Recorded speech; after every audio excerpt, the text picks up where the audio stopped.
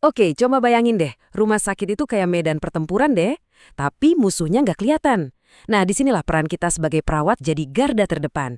Yuk kita kupas tuntas gimana caranya kita bisa memenangkan pertarungan penting ini demi keselamatan pasien-pasien kita. Nah, ini dia peta pertempuran kita. Ada 6 misi utama.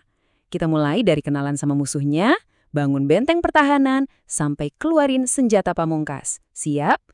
Kita mulai dari yang pertama, kenali ancamannya. Pertama-tama, kita harus tahu dulu siapa lawan kita. Mereka ini lihai banget, ada di mana-mana, dan sayangnya makin lama makin kuat. Jawabannya bukan sekedar kuman atau bakteri biasa. Ini adalah versi supernya, mikroorganisme yang udah berevolusi jadi kebal sama senjata-senjata andalan kita. Gampangnya gini, MDRO ini adalah kuman yang udah kebal sama banyak antibiotik. Ini bahaya banget, karena infeksi yang seharusnya sepele jadi susah diobati dan bisa mengancam nyawa. Terutama buat pasien kita yang kondisinya lemah. Oke, mari kita kenalan sama beberapa biang keladi utamanya. Pasti sering dengar kan istilah MRSA, ESBL, CRE, atau CRAB? Nah, ini bukan sekedar singkatan, tapi ini kode buat bakteri-bakteri super yang udah bisa ngelawan antibiotik terkuat sekalipun. Kenal nama mereka, berarti kita paham ancaman spesifik yang kita hadapi. Nah, setelah kenal musuhnya, gimana cara kita bangun pertahanan pertama? Semuanya dimulai dari hal yang kelihatannya simple, di mana kita menempatkan pasien. Ini langkah strategis banget buat mengendalikan penyebaran. Kita punya 2 taktik utama di sini, isolasi dan cohorting. Kalau isolasi, itu ibaratnya kita menempatkan pasien di satu ruangan khusus, sendirian, biar nggak kontak sama yang lain.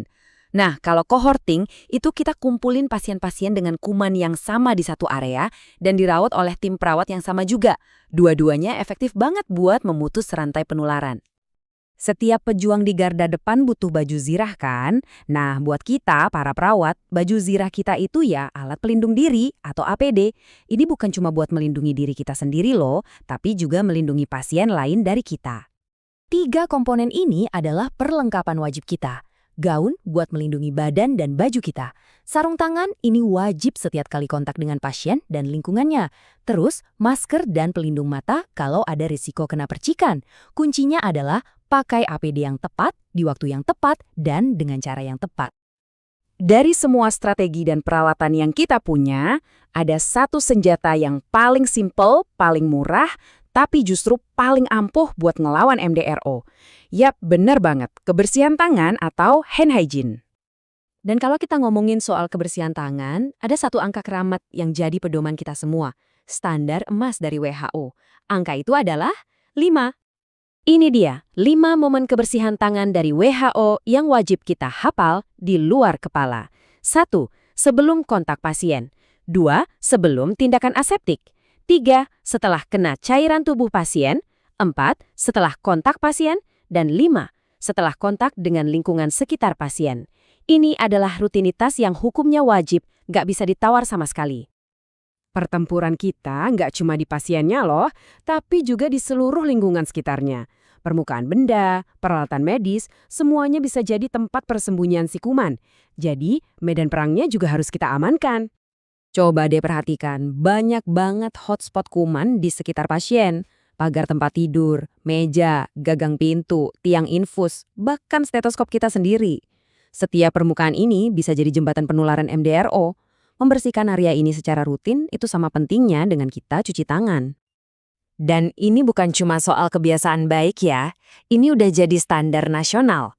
Kementerian Kesehatan kita, lewat standar akreditasi rumah sakit, udah menegaskan betapa krusialnya kebersihan lingkungan. Ini pengingat bahwa tanggung jawab kita itu luas sampai ke seluruh ruang perawatan. Jadi, buat apa sih semua ini kita lakukan? Semua strategi tadi, penempatan pasien, APD, cuci tangan, bersih-bersih lingkungan, semuanya ini punya satu tujuan akhir yang sama. Misi utama kita adalah mencegah HAIs atau Healthcare Associated Infections. Ini adalah infeksi yang pasien dapatkan justru pas lagi kita rawat. Ironis kan? Dan MDRO ini adalah salah satu penyebab utama HAIs yang sebenarnya bisa kita cegah. Setiap langkah kecil kita itu berarti banget untuk mencapai target 0 HAIs. Ingat ya, nggak ada tindakan yang sia-sia. Setiap kali kita cuci tangan, setiap kali kita membersihkan stetoskop, setiap kali kita pakai gaun dengan benar. Itu artinya kita lagi nambahin satu lapis perisai buat melindungi pasien kita. Kumpulan tindakan kecil inilah yang jadi benteng pertahanan yang kuat. Jadi pertanyaannya sekarang bukan lagi apa yang harus dilakukan, tapi apakah kita mau melakukannya secara konsisten? Keselamatan pasien benar-benar ada di tangan kita. Jadi, mari kita buktikan kalau kita adalah garda terdepan yang bisa mereka andalkan. Siap?